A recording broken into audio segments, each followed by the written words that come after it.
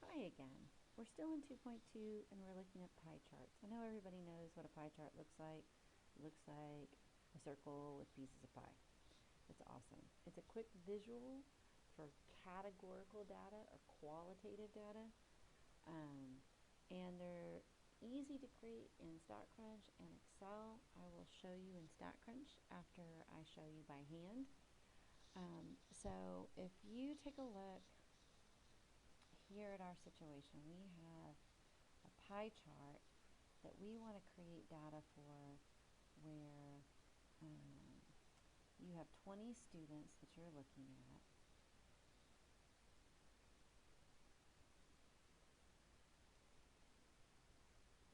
And in our 20 students, we have 10 nursing majors, 2 education majors, 5 engineers, and 3 of you have decided you don't know what you're doing. So we start off by taking the frequencies for each category and dividing them by the total. So if I was going to use some notation, I might use F for frequency and N for the sample size. And we do that for each one. So 10 nurses divided by 20, 2 education majors divided by 20, etc. This gives us these decimal values. If you take all of these values times 100, then you get percentages. So this one is 50% of our class. This category is 10% of our class, 25%, and 15%. So you can see I'm just moving my decimal place twice. Okay, now to really actually create a pie graph from scratch, you need a compass and a protractor, and no one's going to do that, but we'll do our best. 50% is pretty easy, that's half the circle. 25% is a quarter of the circle, but these other two values, a little bit harder to draw. So the book does show you how to actually calculate this by hand. A circle is worth 360 degrees.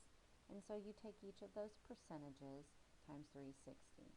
So if I do 50% times 360, I would get 180. If I do 360 times 10%, then I get what? 36 degrees. If I do 360 times 25%, then I get 90. And then 360 times the 15%, and I get 54 degrees. Now, that should all sum up back to 360 degrees, and then you would take your protractor and compass and measure it out. So we're just going to eyeball it for the sake of saying so. So here's my beautifully, perfectly made circle. Here's the center of my circle. So the diameter is going to represent that 50%. Then it's easy to get the quarter percent. And then we're going to eyeball these, right? So 45 would be this little diagonal piece here. And so we need to go maybe a little bit more. And so there's one of our categories. And here's the other one. And then we could make a key. So I would need to go back up to the top. But the red was our nurses. The blue was who? So I've got to scroll back. Oh, our engineers. How could I forget those little nerds? No offense, guys and gals. All right. Then we had a green category. And our green category was the 54%. So that was our undecided.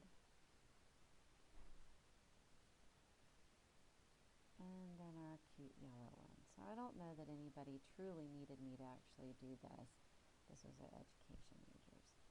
And we could also put on our title, we could say N was equal to 20, and we could say degrees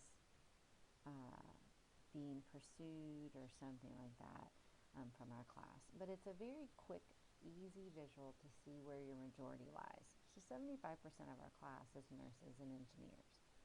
Awesome. Okay, now what I want to do is show you how to use StatCrunch to do the same thing. So hold please. Okay, we're going to have a little bit of problems with our screen, but we'll manage. So I have my StatLab opened, And StatCrunch is one of the options. When I click on StatCrunch, my options here are to use data sets from our textbook or the StatCrunch website.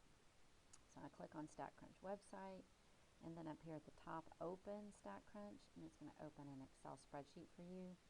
What you need to do is put your categories in one column. So we have nurses and engineers and education majors and other. So for the sake of time, I'm not typing all of that. We had 10 nurses, we had 5 engineers, 2 in the education field, and 3 others. All right. StatCrunch is fairly intuitive, I think. You need to make a graph, so we're going to click on graph. Pie charts, what we want to make, and the question is, are you given data values or are you summarized? Well, we're summarized.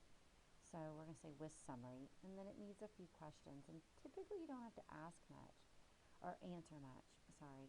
So the categories are in the first column, variable 1. The counts are in the second column, variable 2. And then down at the bottom of our screen, if I can show it to you, no I can't, but at the bottom of this open screen there's a compute button. And if you click on compute, then it will pop up your graph.